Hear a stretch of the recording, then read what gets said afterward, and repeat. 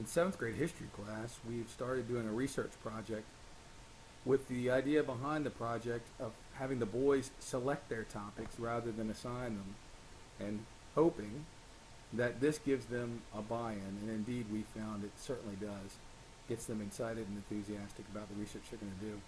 We start the process by looking at photographs. We head to the library and go through books, and the boys look at lots and lots and lots of pictures. In fact, that search continues online using our AP digital database.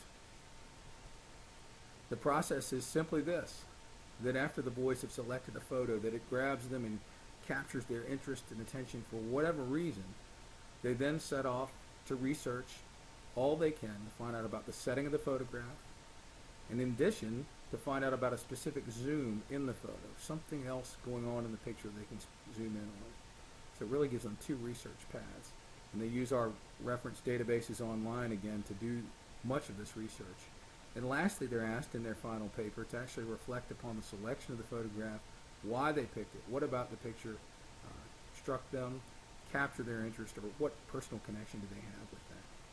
And it's really worked well, and it culminates in a presentation that they give to their peers. Here's some of the pictures the boys selected. The young man who has selected this went on in his paper to explain that women pioneers like his aunt flew planes for the Women's Air Force. The connection, the interest, the family history, the love of flying all got that young man to pick that picture.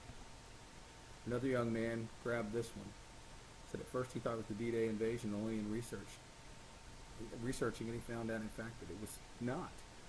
And as he reflected upon that invasion, it reminded him of a track meet. He's a track runner, and I thought it was terrific how he explained that the nervousness as you prepare, not knowing, fear of the unknown, and he described it in his paper. He said it is the calm before the storm, as he imagined the men waiting on the beaches there.